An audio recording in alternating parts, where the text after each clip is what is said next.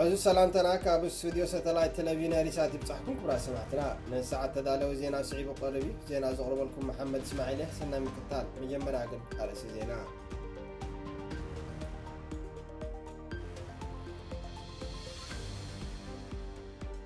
أنا ترى صورتهم أسرات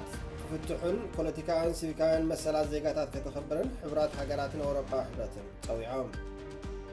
السودان كلهم إرتراعان كاب كارتون كوزو أزيزا ኣብ ኢትዮጵያ ኣብ ክልላት ኣምሓራን ኦሮሞን ኣብ ዝካየድ ዘሎ ውግኣት ዝቆሰሉ ሰባት ንምሕካም ሕፅረት ሰራሕተኛታትን ናውቲ ሕክምናን ኣጋጢሙ ከም ዘሎ ቀይሕ መስቀል ኣፍሊጡ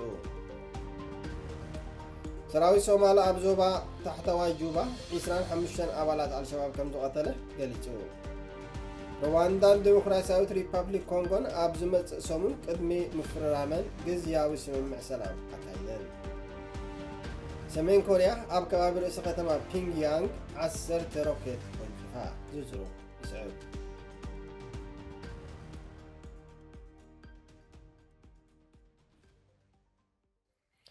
أنا ترى صورتهم أسرات كفتحون بوليتيكان سيفيكان مسألة كتخبرن حبرات حقراتن أوروبا حبراتن تويعهم زوزرو وكيل رسالة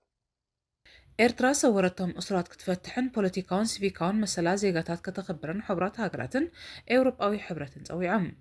ሕብራት ሃገራት ኤውሮጳዊ ሕብረትን ዓባይ ብሪጣንያን ኣብ ልዕሊ መንግስቲ ኤርትራ ሃገራዊ ፀቕጢ ብምሕዳስ ፖለቲካውያን እስራት ብህፁፅ ክፈትሑን ኣብቲ ሃገር ንዓሰርታት ዓመታት ዝፀንሐ ሰፊሕ ግህሰት ሰብኣዊ መሰላት ደው ክብልን ከም ዝፀውዕ ቢቢሲ ሓቢሩ ፍሉይ ወኪል ሕብራት ሃገራት ኣብ ጉዳያት ሰብኣዊ መሰላት ኤርትራ መሐመድ ዓብድሰላም ባቢከር ብ16 ሰነ 2025 ኣብ ጀኔቫ ኣብ ዘቕረቦ ፀብጻብ ኩነታት ሰብኣዊ መሰላት ኣብ ኤርትራ ከም ዘይተመሓየሸ ኣፍሊጡ እዩ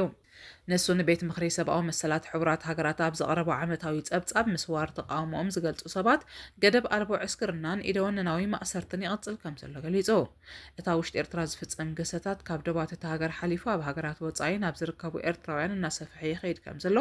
እቲ ፍሉይ ወኪል ገሊጹ ተቃወምቲ ደገፍቲ ዲሞክራሲን ናጻ ጋዜጠኛታትን ኣብ ውሽጢ ሃገርን ኣብ ወፃኢን ምስ መንግስቲ ኤርትራ ምትእሳር ብዘለዎም ውልቀ ሰባትን ጉጅለታትን ምክትታል ከም ዝግበረሎምን ምፍርራሕን ምግፋዕን ከም ዝወርዶምን ድማ ነፂሩ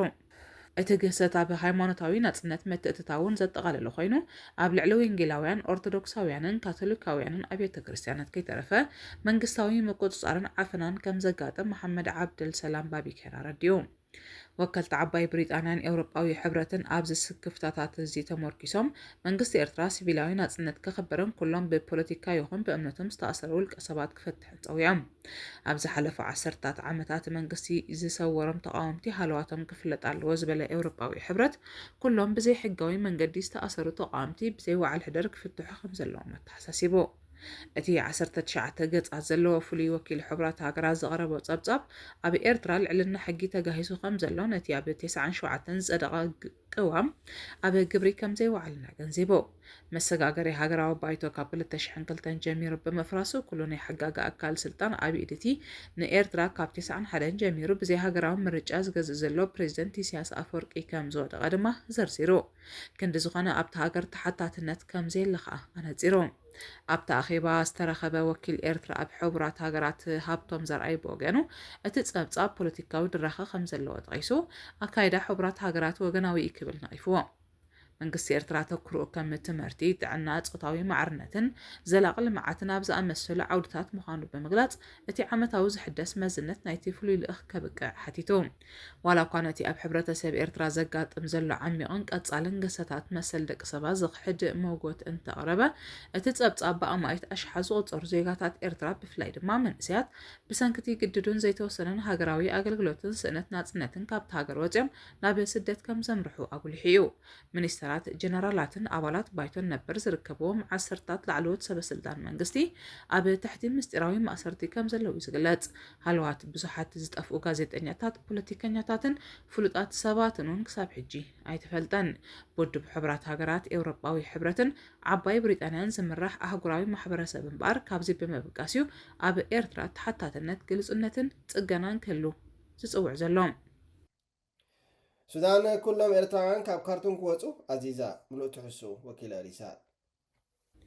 ሱዳን ኩሎም ኤርትራውያን ካብ ካርቱም ክወፁ ኣዚዛ بجنرال عبد الفتاح البرهان زمرح لؤلاوي بيت مخرج السودان اب كتما كارتوم زركبو كلهم ኤርትራውያን ክወጹ ትዕዛዝ ከም ዘመሓላለፈ ኣብቲ ሃገር ንዝርከቦ ምንጭታት ብምጥቃስ ሬድዮ ሬና ሓቢራ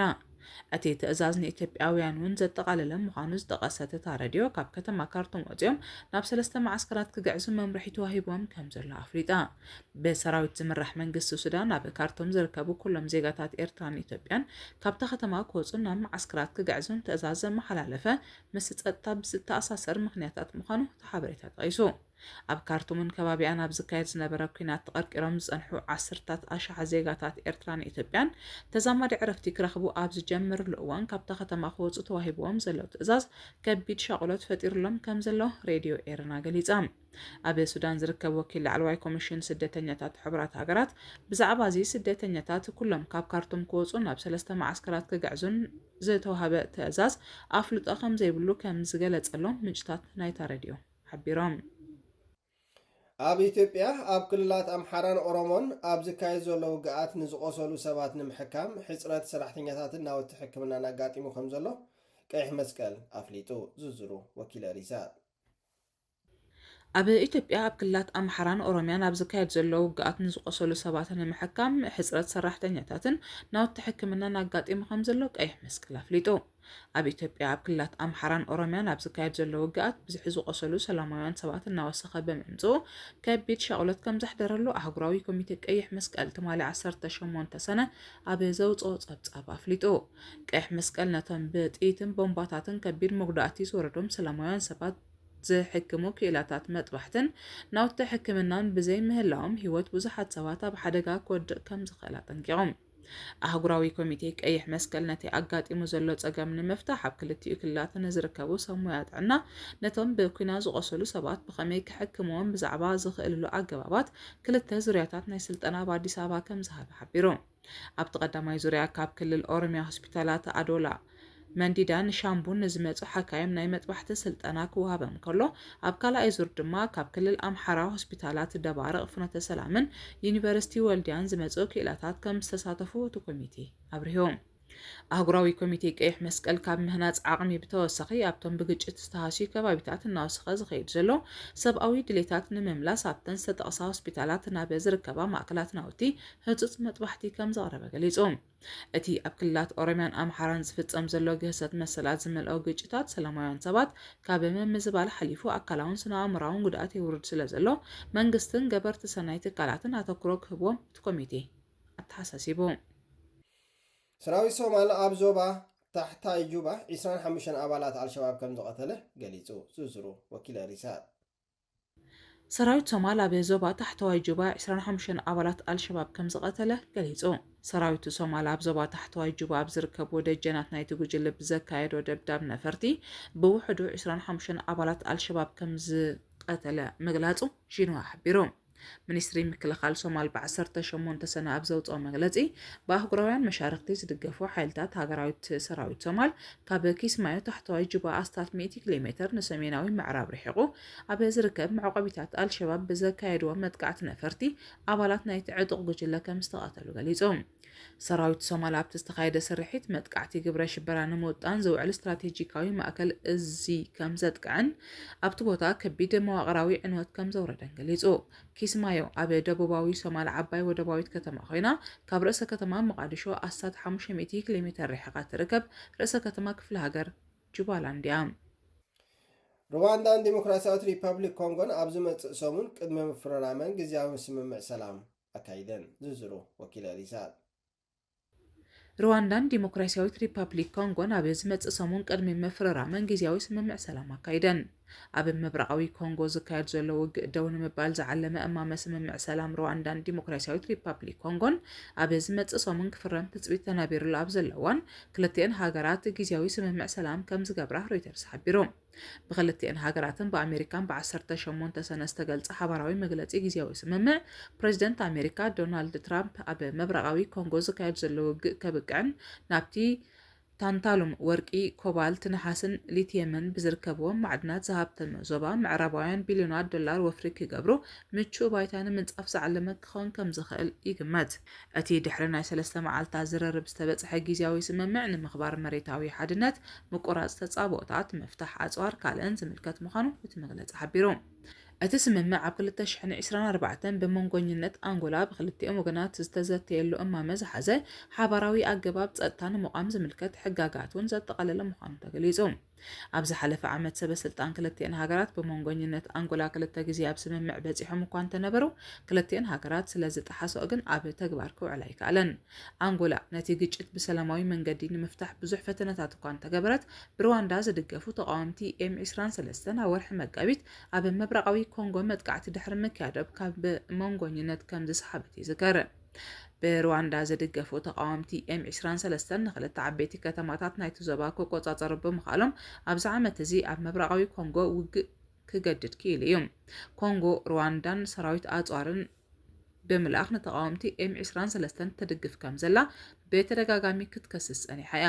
እቲ ስምምዕ ብሚኒስትራት ክልቲአን ሃገራት ክፍረም ን27 ሰነ መደብ ተታሒዙ ከም ዘሎ ሮይተርስ ኣፍሊጡ። ሰሜን ኮርያ ኣብ ከባቢ ርእሰ ከተማ ፒንግያንግ 10 ሮኬት ወንጭፋ። ዝርዝሩ ይስዕብ። ሰሜን ኮርያ ካብ ከባቢ ርእሰ ከተማ ፒዮንግያንግ 10 ሮኬታት ወንጭፋ። ደቡብ ኮርያ ኣሜሪካን ጃፓንን ኣብ ሓውሲ ደሴት ኮርያ ሓባራዊ ልምምድ ኣየር ድሕሪ ምክያደን ድሕሪ ሓደ መዓልቲ ሰሜን ኮርያ ሎሚ 19 ሰነ ካብ ጥቓ ርእሰ ከተማ ፒዮንግያንግ 10 ሮኬታት ከም ዝወንጨፈት ኣገልግሎት ዜና ኣናዶሉ ሓቢሩ። እቲ ካብ ሰሜን ኮርያ ዝተወንጨፈ ሮኬታት ኣብ ዝወርሒ እዚ ሓድሽ ፕረዚደንት ደቡብ ኮርያ ኮይኑ ዝተመርጸ ሊ ጃይ ሚዩንግ ናብ ስልጣን ካብ ዝመጽእ ንፈልማ ግዜ ዝተኻየደ ምዃኑ ኣብ ሲኦል ዝመደበራ ዩሃንፕ ኒውስ ሓቢራ። ኣብቲ ትማሊ ኣብ ጥቓ ደቡባዊት ደሴት ጀጁ ደቡብ ኮርያ ኣብ ልዕሊ ማያት ዝተኻየደ ልምምድ ክልተ ናይ ደቡብ ኮርያ F-15 ከይን 6 ናይ ኣሜሪካ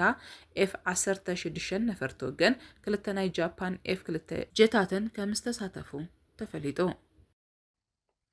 ኩራ ሰማዕትና ንሎሚ ተዳለወ ዜና ኣብ ተዛዚሙሎ ምስ ተረፉ መደባትና ንሓትገኩም ክሳብ ዝመጽእ ሰላም ጥዕሙ ንኹልና ሰላም